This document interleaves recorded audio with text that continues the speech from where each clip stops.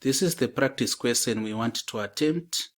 Find x if 54733 minus 21342 is equal to wy x set.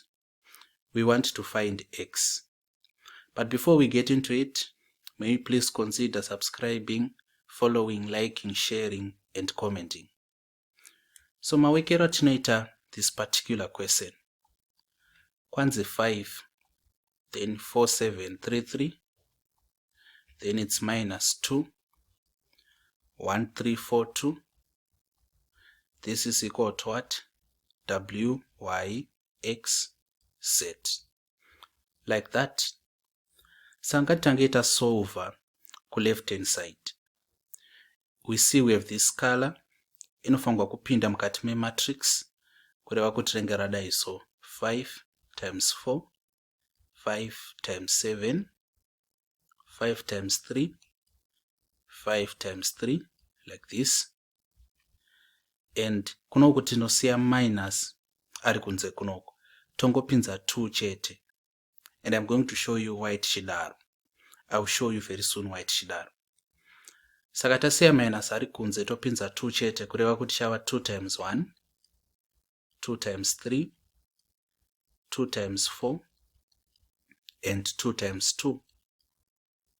Like that. This is equal to wy x set. So tikada kutamba nayo 5 times 4, 5, 10, 15, 20. 5 times 7, 35. 5 times 3, 15. And 5 times 3, 14, then 15. This is subtracting. 2 times 1, 2. 2 times 3, 6. 2 times 4, 8. And 2 times 2, 4. And this is equal to wy x set. So kuti zvive equal, panoshanda correspondence. But we should have the same order ku left as we have ku right. So we still have to simplify ku left hand side to see what we end up with. Saka using correspondence panapa, it will be 20 minus 2, 35, minus 6, 15, minus 8, and 15 minus 4. This is equal to wy x set. That. Then toya panapa. 20 minus 2 ndian the 18. Ko 35 minus 6 ndian the 29. 15 minus 8, 9, 10, 11, 12, 13, 14, 15. Yes, the 7. And 15 minus 4, the 11.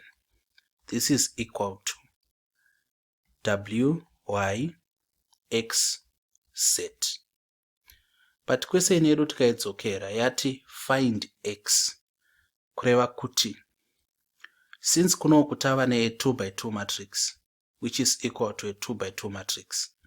Kana kuti in simpler terms, since kuno kutangwa ne 1 matrix, uko tine 1 matrix, zvinoreva kuti tichangoya panototi x is equal to 7. That's our final answer. You get it? So ndo mawekero atinoita.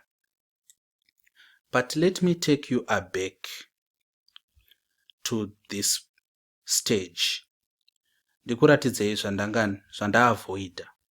Zvandanga nchida kukuratidzai. In fact, maybe to make it simpler, rega ndiiweke futi but nichishandisa a method iri a little different from this. So let us do this. And 35 anopinda kamuka 2 or multiply everything like this. Then after tadaro tikati tinongoisa kuti 2 ave iye scala anopinda umu tichisiya minus iri panapa.